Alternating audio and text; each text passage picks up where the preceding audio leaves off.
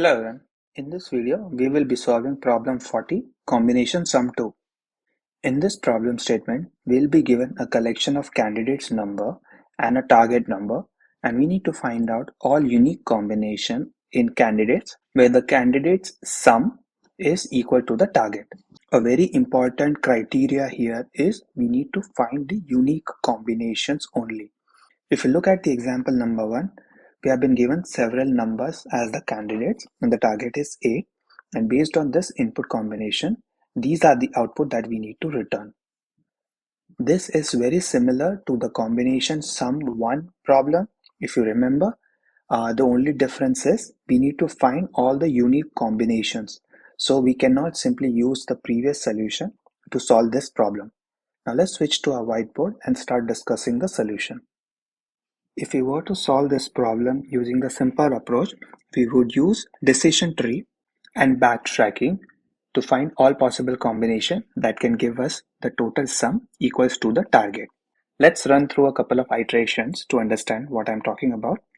The first leg is included, the other leg is do not include it. Now look at the sum. On the left hand side, the sum is already greater than the target. So we will stop the iteration over there.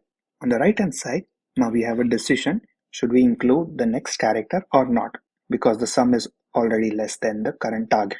So we'll include 1 or not to include 1. The sum is again less than the target, so we'll continue the iteration. Should we include 2 or not to include? So on the left leg, my total sum is 3 so far, and on the right side, it's still 1. Both are less than the target, so we'll continue the iteration. We keep on building this entire decision tree where until we get the sum which is equal to target or greater than target. If it is equal to target, we record the combination and save it in a collection. And if it is greater, then we stop the iteration because there's no point moving forward. As it is already given that the input collection will not have negative values. Let me show you a couple of examples where this approach will not be helpful. If you look at these input combinations, 1 and 7, the total is 8, which is what we are looking for.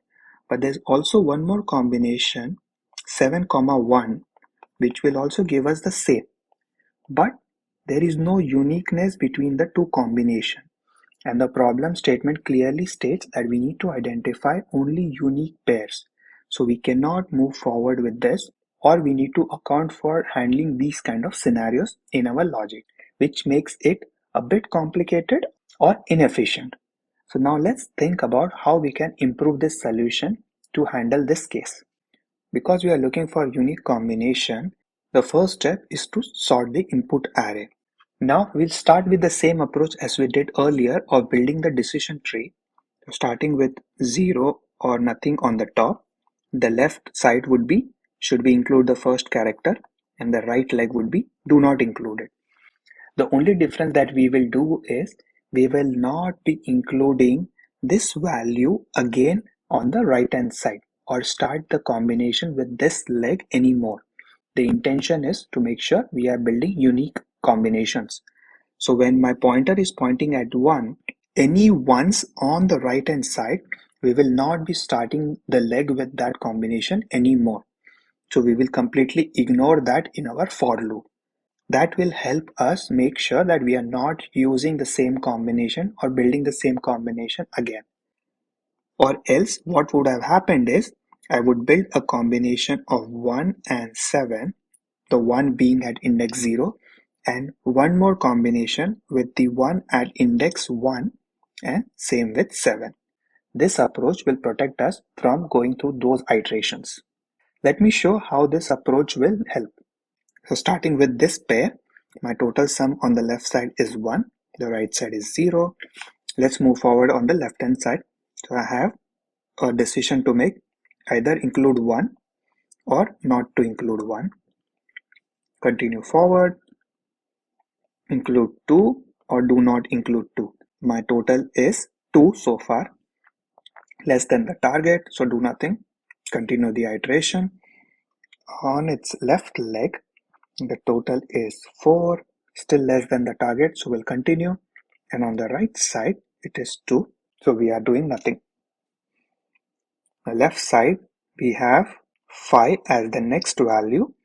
The total goes to 9, which is greater than the target. So we'll stop the iteration here. And the other side is do not include the next value.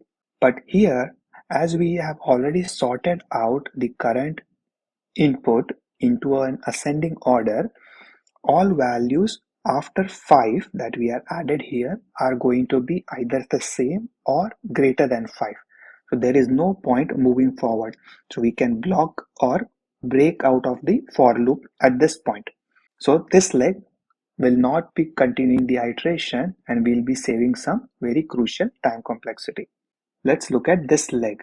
So after adding 1, the next option is either include 5 or not to include 5. If I'm including 5, my total is 8, which is equal to the target. So the first combination that we found is 1, 2, 5. Similarly, we'll continue the iteration for the remaining combination of inputs and maintain the sum. And whenever we encounter the sum equals to the target, we'll save it in this collection and at the end return it. With this approach, our time complexity is going to be 2 of n, because thinking from the worst case scenario, we are still building the decision tree for all the input that are given to us in the input array. And the space complexity is O of n, as we are maintaining this collection of all the inputs that we have iterated so far. I hope you were able to understand this solution. Let me show you how we can implement it using C#. In the primary method, we start by arranging the input candidates array in the ascending order and initialize a variable to maintain all the combinations. And then I call this helper method.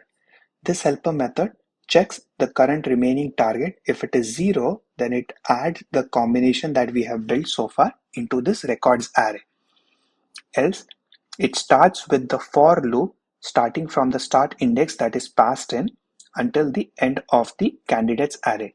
If the current value of the candidate the pointer is pointing at is greater than the target, then there is no point moving forward, because all the possible combinations going forward are going to be greater as it is already sorted. So we break out of the loop. If this condition that is not satisfied, we check the next one. On line 38, we are checking if the last value that was iterated matches to the current value the pointer is pointing at. This is to avoid iterating through the same value multiple times and make sure that the output is unique. If this is not true, then we set the candidate's value to the last value variable, add the new value to the combo collection, and call the helper method again by incrementing the pointer and decrementing the last value from the target. So the remaining value will be passed in as the new target for the recursive call. And after this is complete, using the backtracking approach, we remove the last value added from the combo variable. After this helper loop is complete, we will have all of the collections or combinations added to this records variable, which is what is being written on line 17. I hope you were able to understand this approach and this solution. If you have any questions or concerns, feel free to reach out to me. This solution is available on my GitHub repository. The link is there in the description below. Feel free to check that out, and I will see you in the next one. Thank you.